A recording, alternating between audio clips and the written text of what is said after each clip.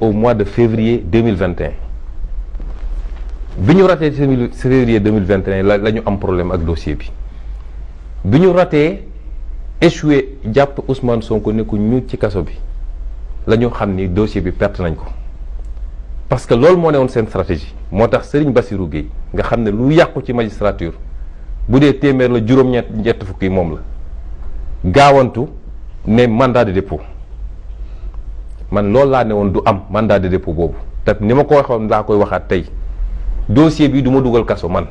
fan nga ko teg. parce que li ñu wax amul man kenn du ma jaay doole dinaa ci ñëw. ma ne justice sénégalaise moo am problème. comme justice sénégalaise am na problème nag man dama jël samay résolution bu yàgg Macky Sall toog na 8 mois ñemewul nommer un juge loolu kenn mësu koo gis 8 mois ñemewul jël nommer un juge. boobu mu ngi wut juge bu méngoog li mu bëgg te de préférence na bokk ci xeetam ndax ñi ñu pressentiroo yépp ci même canevas bi la loolu dama ko teel a wax bi mu amee juge ba nommé ko def na léegi ñeenti weer juge boobu ñemewu maa woo entendre ma man baa ngi fi. mais est-ce que du problème ma terminé moment dama la ñaan rek. ñeme ma woo entendre ma. ci jamono jooju ña ngay permettre ay nit chaque jour ñu nekk ci télé ak rajo yi di wax donc procès bi léegi ça se passe au niveau des radios et des télés. moo wax nag ni te juge bi mu tànn. est-ce que du yaa ko xupp juge boobu yaa njëkk a wax. ba mu ko nommé il est disqualifié. comme son prédécesseur. moo wax la pourquoi. ndax juge boo xam ne mois de février 2021 bi coow li amee sa page Facebook nga dem bind. jël benn article boo xam ne c'est à charge contre Ousmane Sonko. boo xam ne daf ma accusé nga publier ko sa page Facebook juge boobu jël na parti ba pare bi ñu ko nommé mafia kàcc bi génne xam nga booy dañoo garaw mu gaawantu supprimer page ba mais capture d'écran yaa ngi fi kon kooku mënatul nekk un juge neutre pour juger mais ma wax nii dama jël des résolutions ñaari weer a ngi nii demuma signé te du ma signéeti. ah oui dematu. déedéet du ma signé man ma dem tribunal ñun seen ñàkk fayda yi ñu lay jàppante loolu contrôle judiciaire nga nekk c'est une obligation de la loi. c'est pas une obligation. man defuma ko obligation signé wu ma ba gisul. defoo ko obligation voilà. defuma ko obligation. parce que signé naa 10 fois donc 10 mois. 10 mois. 10 mois ma dem signé. chaque fois je disais à mes avocats je ne signerai pas ñu ne ma non il faut signer. parce que li ñuy bañ ñu mooy ñu ne tu ne respectes pas l'institution judiciaire. Mais je ne peux pas respecter une institution judiciaire qui ne me respecte pas. Qui accepte de jouer le rôle qu'on lui fait jouer. jël dossier aj ko chaque jour nit génn wax ci lu mu ci warul wax te institution judiciaire boobu du ci ngang kon je ne signe plus muy première résolution. dew ma signé ñaari weer a ngi te du ma signé ti ba gis juge bu mooy woo ne ma li tax signé woo ñaareel bi saa yu ma bëggee tukki. man sama passeport maa ngi ko yor sama passeport mi ngi nii. kon ñoom ban lañ yor. la problème sama passeport mi ngi nii diplomatique soxla ma visa. saa yu ma bëggee tukki naa tukki. te deful ñeenti weer laa dem taxaw ñu renouveler ma ko ñoom ñoo ko renouveler affaires étrangères. sa passeport diplomatique. mi ngi nii. y a 4 mois. donc man du ma koo xam ne damaa bëgg tukki ñëpp xam nañ ko ci man mun naa toog 5 ans du ma tukki.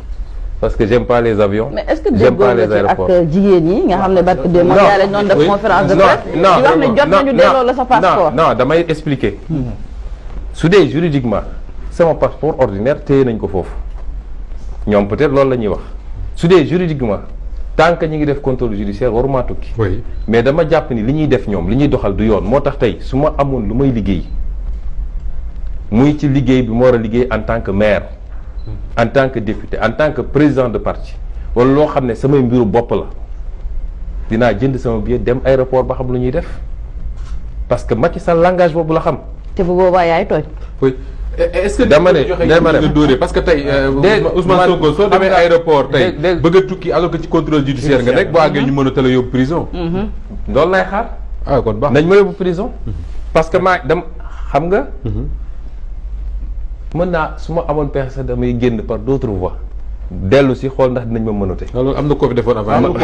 waaw kon dama la bëgg a wax ni gis nga am réew ñaar ñi ma mun a am ñu ne yoon la ñëpp respecté yoon ñun ñëpp ñu ànd tëbandoo benn tànk waaye bu amee ñu koy respecté ak ñu ko dul respecté réew moom du dox moo wax donc ni bis bu ma nammee tukki dinaa jënd sama billet dem dellu si ci réew mi su ñu nag aéroport lañ ma téye ne ma doo génn ma dellu si toog d'accord waa ma daaneel fenn nag mais c'est important question bi mu posé ma wax tam nag ni dossier bi li ma ci waxoon Samba Sall laa koy waxaat comme secret judiciaire amatul ku lu neex waay wax Samba Sall bi ñu dajee bureau suñu ñeenti bët dama ko ne monsieur Samba Sall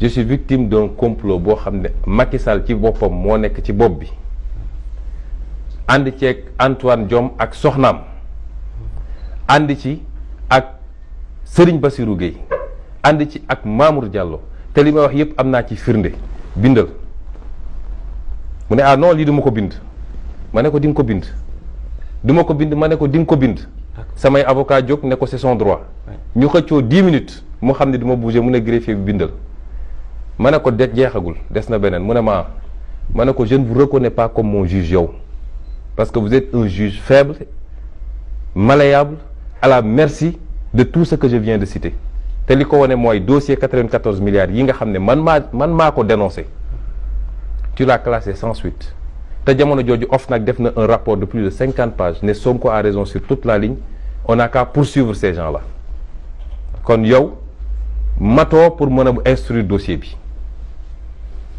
mu ne dafa jóg taxaw ne bii moom du ma ko bind ma ne ko di nga ko bind 20 minutes ñuy xëccoo mu xam ne du ma bàyyi mu ne waa ji bindal loolu moo nekk ci dossier bi tey d'accord te man loolu mooy li may wax foofu laa ci yem la ca des ñoo créé seen dossier nañ ko gérer parce que nag dossier bi am ñi ci nekk ñëpp ci complot ba ci général Moussa Fall mi ne ci complot bi laajal enquête interne bi am gendarmerie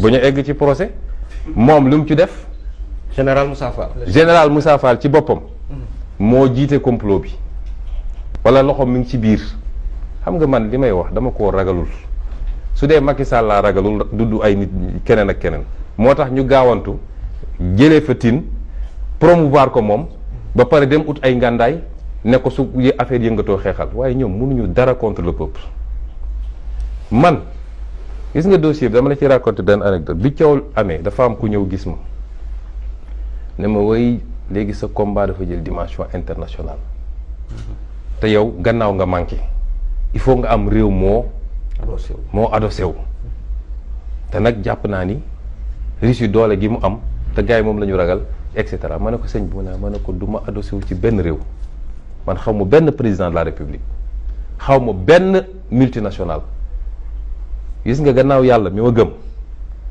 peuple Sénégal bii laa dénk sama bopp su peuple bi nee waaw la su nee déet la du ma dem ci kenn te peuple boobu moo ne woon déet te peuple boobu tey la gën a mën a taxaw ni déet li ci des nag dossier bi ma delloo wax ko gisuma ci àdduna ku ci mun a condamner Ousmane Sonko lu toll ni tarfatayeen ñaari moo mun a am non-lieu classement sans suite te buñ ci def nag fa la dossier boobu di commencer ndax ñi ci bokk ñëpp dinaa leen topp ñoom ñëpp ils pourriront en prison ne serait-ce qu'à la mémoire des 14 personnes yi nga xam ne seen complot bu ñàkk fayda bi rey na leen et ne serait-ce que pour le combat bi nit ñi mëne du rek jigéen ñi de ñun ñëpp a ko mëne contre le viol ñu bëgg ko banaliser utiliser ko comme arme politique viol fekk nit mu ne bëgguma nga ne tey forcé di nga def loolu nit bu normal mun na ko def ñu bëgg ko jël banaliser ko di ko politiquer bàyyi nit dee ci ne serait-ce que pour ça dégg naa ñu naan waaw man jeune VIP ñaar laa lañ ñaan nag buñ ko rey. bu ñu rey kan. ndaw si parce que dañ koy rey. ñu ngi koy wax loo. ñu ngi koy wax loo mu naan ay xaru laa bëgg ak essayé naa xaru dinañ ko liquider su moytuwul ay mbokkam nag laay waxal bu ñu fexe ba ndaw si ñoom ñoo ko yor ndax comme nee nañu police a koy garde kon mi ngi loxo ci Macky mi ngi ci loxo Macky Sall nañu fexe ba ndaw si karaw sax bu mu ko manqué muy benn ñaareel bu ñu ko génne réew mi parce que ay je suis à l'étroit mënuma taxaw sax sama balcon dama bëgg a génn réew mi déposé nga plainte di génn fu mu dem na juge bi jël responsabilité am woo ma déglu ma bu nee classement sans suite mu yem foofu bu nee nañu dem procès ñu dem procès. pare nga pour procès. su ma ko procès soo paree soo parewul di nga dem procès. kon mais juge boo révoqué ba pare d'accord ci moom. moom la ñu nommé moo ko war a def. waaye teewul révoqué naa ko. te dama ko teg ci fait dama ne la juge boo xam ne. yow jël nga position ba pare sur un dossier mënatoo am objectivité. waaye lan moo waral dossier bi ñu téye ko ba léegi. ba pare yebal ay nit ci télé yi ñuy wax suba ngoon moo tax ma ne la. Depuis le début, j'ai dit dossier bi du dossier judiciaire, dossier politique la. Un dossier politique ne se règle pas judiciairement. Est-ce que yaakaaroon ni que en mars 2021